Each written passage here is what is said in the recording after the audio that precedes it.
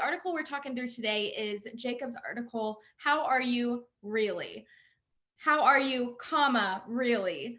Which I think is a pretty fitting thing going into 2021 after the totally unprecedented 2020. And I'm excited to talk through this. So I'm going to start with just the basic question. Who did you write this article for, and what inspired you to write it? Yeah, absolutely.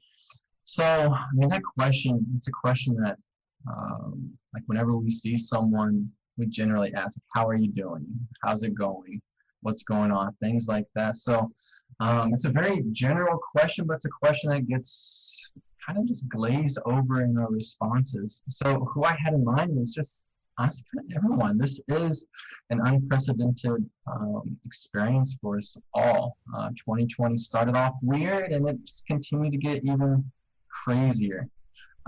So it was just a very general, like, how are you doing, really? And the reason why, even thinking about it, the reason why I came up with that title is my father-in-law. I love him. He's an amazing man. Whenever he would talk with someone, he'd say, how are you doing? But then he'd follow it up, how are you really doing? And it's just always really stuck with me. Like, he really emphasized that question. I really appreciate it. So, long story short, I guess it's just a very much of a general, just really asking to everyone, how's life? How are you doing, comma, really? Yeah. Oh, that's awesome. And I think that's like even just a good reminder, because that just really invites people to be vulnerable and be honest instead of just being like, oh, cool, like, how are you? You're really being intentional about saying, like, how are you really? Yeah, it's that invitation, right? Really inviting people into a space, hopefully that feels safe, right? Where there can actually be discussion, for sure. Yeah, and going off of that question and what people's responses are, especially after so much has happened in the past year, you did mention kind of some statistics, and I was hoping you could just expand on the statistics that you mentioned from the National Alliance of Mental Illness, because I think it's important to note really how people are doing in the past year or so.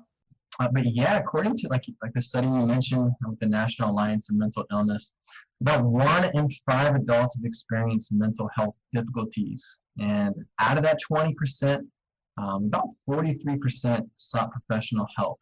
So even if you think 1 out of 5, 20%, there's about 330-ish million people here in the United States. That's a lot of people experiencing difficult times. So I think it shows we're not alone. I also think it shows that this question is, even if it's glazed over, deserves some attention. Like, how are we truly, really doing? But yeah, so it's kind of surprising just with the statistics. Yeah. And like you said, I feel like this article was written kind of from you, Jacob, to the people reading it. Like, how are you really? And so you mentioned questions that people can kind of ask themselves to determine how they are really doing. And I was wondering if you could just go through kind of each question that you feel like needs to be asked as people are kind of, I guess, sorting through their emotions, processing through grief, all of these different things. Yeah, absolutely. And I think I appreciate you hitting on that perspective, because when I was writing, I was literally thinking, like, what would it be like just talking with my friends? Because this happens rarely. Like, once every 3, 4, 5 months, I get on social media and I'm just scrolling through. I'm seeing pictures from the holidays, people with their families, people talking about 2020, people talking about how 2020 needs just to go away. Yeah. It's got me really thinking, like, if I was sitting with that person, it's like when they're with their family, experiencing life, like, what is it like being with their family? What is it like for them at work? What has 2020 been? Yeah, I mean, just as if you're getting coffee with a friend and asking them, hey, like, how are you doing? And, what was this experience like for you? Yeah, absolutely. And it was such an interesting time. Like, a lot of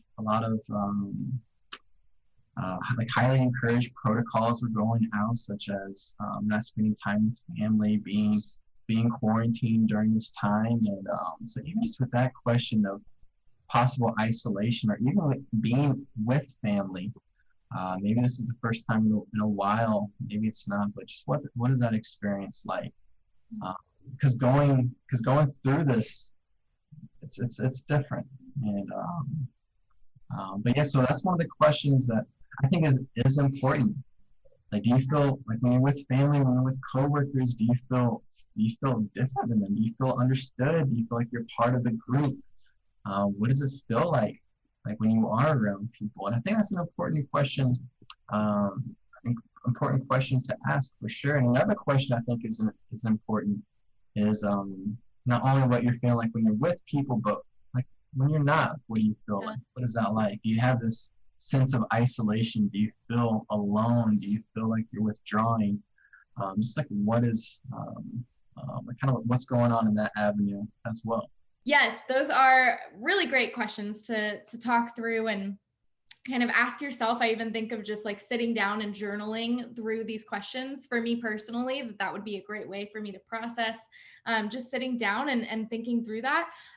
So kind of my next question would be, why is it important? Like, why does it matter that we check in with ourselves and ask these questions? Why couldn't we just hide it, push it under the rug and not think about it? Yeah.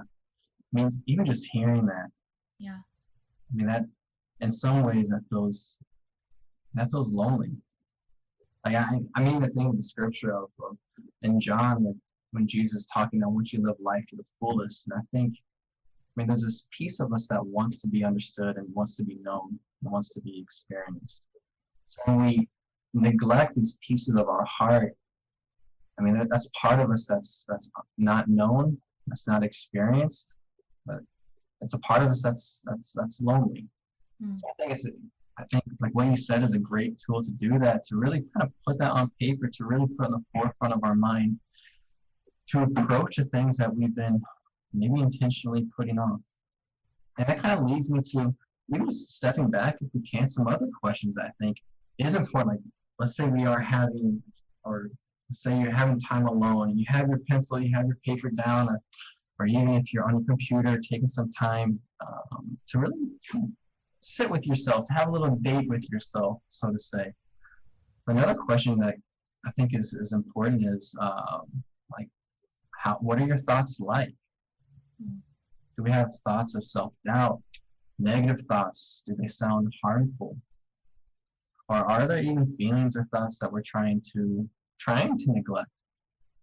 And because that we're trying to neglect them, are we doing something that we're doing things, we have habits, we have choices, we make choices that we wish we didn't have, or we have regret around, choices that are negative. Great. So what, advice or encouragement would you as a counselor, Jacob, give to the person who is watching or listening today, who is struggling mentally, who isn't doing well, who is hearing that "how are you doing" really question and sort of being like, "Oh, I'm really not that great." What advice or encouragement do you want to give to them, in getting out of that hole, like so many people are in right now?